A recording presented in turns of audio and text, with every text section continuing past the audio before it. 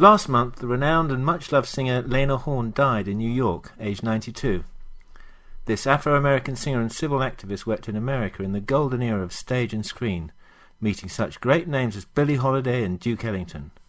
We have with us here in the studio Joel Lightwater to tell us more about Lena Horne's remarkable life. Thank you, John. Lena Horne was born in 1917 to a Brooklyn family, described by a prominent writer as the talented 10th, a name which was given to those members of the African American community who were educated and socially prominent. Her family were activists in African American rights. Her grandmother, Cora Calhoun, was in fact the founding member of the NAACP, that is, the National Association for the Advancement of Colored People. Indeed, at the age of 2, Lena was photographed parading in a protest. Her childhood was split between her grandparents' townhouse in Brooklyn and her mother's lodgings in Harlem, her father having left the family when Lena was only 3 years old. She went to school at Brooklyn Girls High, but when she started singing at the famous Cotton Club at the age of 16, she dropped out without a diploma. All her life, Lena's mother Edna had hoped that Lena could use her performances to break down race barriers. This was not an easy thing to do in the race-conscious culture of the time.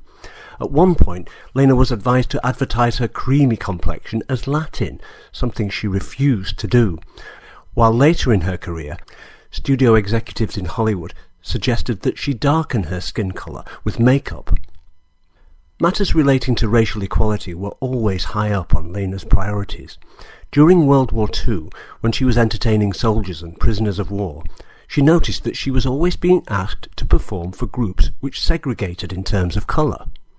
In the rare instances where she sang for mixed groups, white German prisoners of war were seated in front of the African American servicemen. She soon refused to perform for such occasions, and, since the US Army refused to allow integrated audiences, she put on her own show for a mixed-colour audience. After the war years, Lena had the opportunity to move into the glamorous world of Hollywood, and she was the first African American to be signed on a long-term studio contract.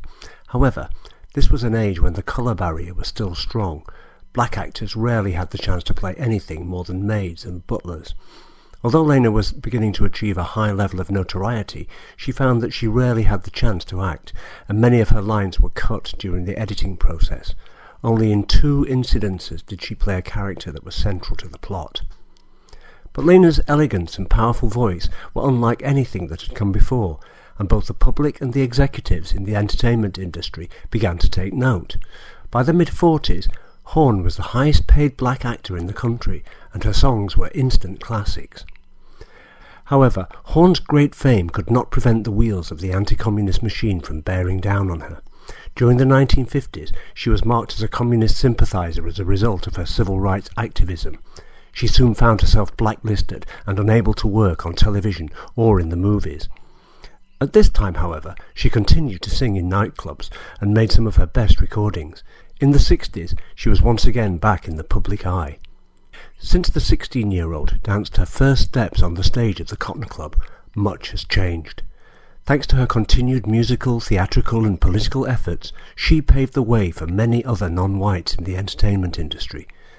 But what she will be remembered for most of all must be her ability to move generations of audiences with her shimmering resonant voice, singing the classic greats like Black Coffee and the unforgettable Stormy Weather.